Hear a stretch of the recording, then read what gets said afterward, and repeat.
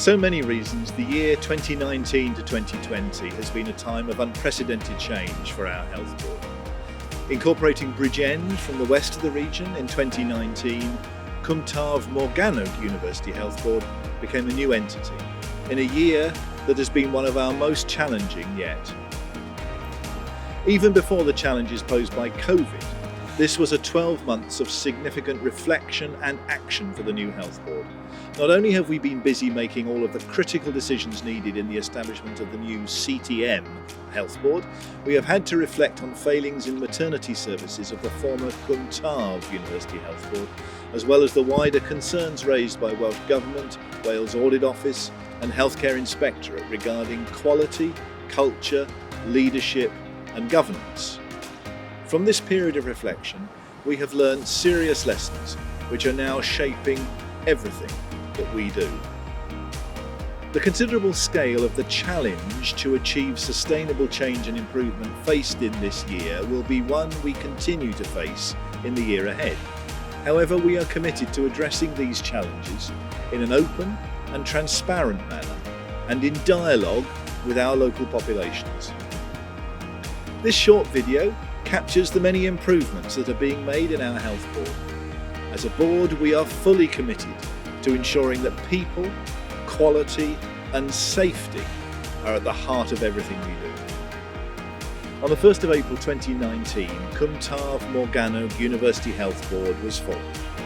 The Welsh Government decision saw the transfer of responsibility for the commissioning of healthcare in the Bridgend area from the then Abertawe Bro Morgannwg University Health Board to the newly created CTM Health Board. This was no insignificant change.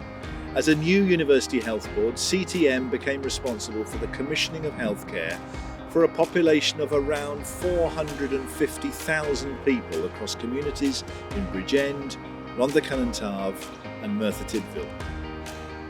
With an increased workforce of 12,000 staff, our estate grew to span 3 large acute hospital sites, along with community hospitals and primary care services.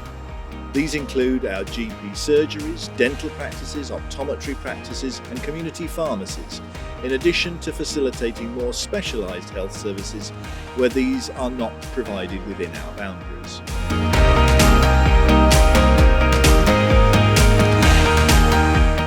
There is no doubt that the challenges of 1920 have been tough, but it is the approach that we've taken to meet these challenges face on that has been most significant. We have committed to making important changes to the way in which we work, all of which has helped us to steadily rebuild trust and confidence in our organisation. In April 19, we received a critical report from the Royal College of Obstetricians and Midwives to Maternity Services of both Prince Charles and the Royal Glamorgan Hospitals. We immediately issued a formal apologies for the failings and put into place a robust maternity improvement programme. As part of this programme, we have been capturing the insight, experience and thoughts of women and their families, as well as developing systems to better measure effective practice and rigorous incident reporting. Later in the year, an independent maternity oversight panel commissioned by the Welsh Health Minister reported that our improvements were being built on solid foundations. Our progress is firmly on track to not only deliver against the recommendations, but also to deliver a maternity service in which staff and the local communities can be proud. As a newly established health board, it was imperative that we devise a set of values and behaviours which truly reflect the ambitions of our organisation and the communities we serve. During the year, we launched a programme of valuable conversations with our local population, which resulted in over 4,000 interactions via staff and patient workshops and surveys. The findings informed the thinking behind CTM's mission and vision statement, which was approved by the board in January 2020, and a reflective set of values and behaviours which went on to be approved by the board in July. Community engagement was also key when it came to the proposed changes to our A&E services at the Royal Glamorgan Hospital. A series of community-based engagement events helped shape the thinking that resulted in the service being more sustainable and ultimately retained as a 24-hour provision. We were able to address safety concerns, and we are proud of the quality of these services as they continue to improve. While strengthening our internal processes was already high on the agenda, following a critical review of our quality governance arrangements in the summer of 2019 by the Wales Audit Office and Healthcare Inspectorate Wales, we also set about making robust changes to our quality and governance processes and risk management. The past 12 months have seen significant developments across our services, and the following examples are some of our improvements. As part of the changes to our maternity services and the way we provide them, saw the formal opening of our pioneering Tyrian Birth Centre at the Royal Glamorgan Hospital, which took place in March 2020. This state-of-the-art facility is specifically designed around the needs of women and their partners. The intimate birthing environment allows for strong bonds to be made between the staff and the women who give birth there. We have and are in the process of investing £8 million to transform health services at the former Dewi Sant Hospital site in Pontypridd, enabling its transformation into a health park. A state-of-the-art Macmillan Palliative Care Unit, a Bothin, opened its doors at the Royal Glamorgan Hospital, which provides a unique service for our communities.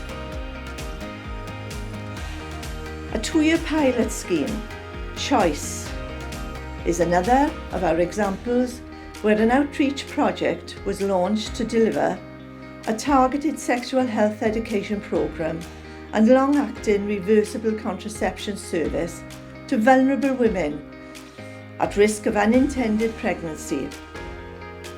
This pilot project will deliver a new service to target, promote and provide education for women of childbearing age in vulnerable groups in our communities. An arts and health programme was launched aiming to boost well-being among patients and communities and is part of our health and well-being strategy. It includes, in partnership with the Arts Council in Wales, the employment of an arts and health coordinator who joined us in September 2019. Our Healthy School and Preschool scheme aims to take a whole school approach to address 7 health topics among our young people. Every school in Cwmtaf Morgannwg is enrolled in the scheme, which covers topics such as healthy eating, fitness, physical and emotional health, and substance misuse and safety. We know that partnership working benefits patients in our communities. In January 2019, our physiotherapists teamed up with Merthyr Tydfil Leisure Centre to provide physiotherapy rehabilitation to patients in the community. These patients needed treatment for anterior cruciate ligament. This proved to be very successful in the rehabilitation of people suffering with this problem. Another unique partnership is between medics in South Wales and the South Pacific, which is underway. The purpose being to fund medical supplies and send health professionals to the island communities to teach new skills. There has been many opportunities to celebrate achievements during the year, some of which are the following. Firstly, our Staff Recognition Awards highlighted the many examples of best practice within the Health Board. These have improved the quality and safety of our services, ranging from leadership to improving the patient's experience and our partnership working. Our successful community hospital, Ysbyty Cwm Rhondda, celebrated its 10th anniversary with the help of the 10 of Us choir at the beginning of the year. This was a great accolade and saw many staff and patients, old and new, attend to celebrate with us. Furthermore, the staff at the Princess of Wales Hospital were delighted in receiving global recognition for work to support newborn babies and their families. The staff in the Special Care Baby Unit were also the first in Wales to achieve Stage 3 Baby Friendly Initiative accreditation. Also, Jade Benjamin, one of our occupational therapy assistants in the Royal Glamorgan Hospital, was the Wales Regional winner at the Our Health Heroes Clinical Support Worker of the Year. Finally, congratulations also go to our practice nurses at the new T Newydd General Practitioner Surgery in Treherbert. Brianna David and Alice Lewis, who were runners-up at the Royal College of Nursing Nurse of the Year Awards in 2019. Unprecedented times challenged everything for us when in March this year the World Health Organization declared COVID-19, or coronavirus, a pandemic. CTM, along with the rest of the NHS across the UK, faced extraordinary and increasing service pressures which demanded a new dynamic and agile response. Our staff display amazing dedication and strength, continuing to work tirelessly and selflessly to care for our communities during these challenging times. We cannot thank you all enough. Our thanks also go to our communities. Their valuable contributions helped us in our response to COVID-19. We have been overwhelmed by the many expressions of gratitude and mountains of donations received in the form of toiletries, food packages, equipment and other essentials, all of which have helped staff and patients so much over our recent months. We are particularly proud of anaesthetics trainee Helen Iliff, who teamed up with Baroness Elora Finlay to develop an innovative pin badge to encourage social distancing. As you may have seen in the UK media, this has been part of a national campaign to protect people who have been shielding from COVID. As we head into another year of uncertainty, one thing that we can be sure of is that the need to respond and recover from the COVID pandemic will be with us throughout 2020 to 2021 and beyond. The very many unknowns mean that as an organisation, we will need to be adaptable. As we go into the winter months, we remain agile and prepared. We have retained important bed capacity in our field hospital and are recruiting to our workforce so that we are in the very best position to respond to any demands that come our way.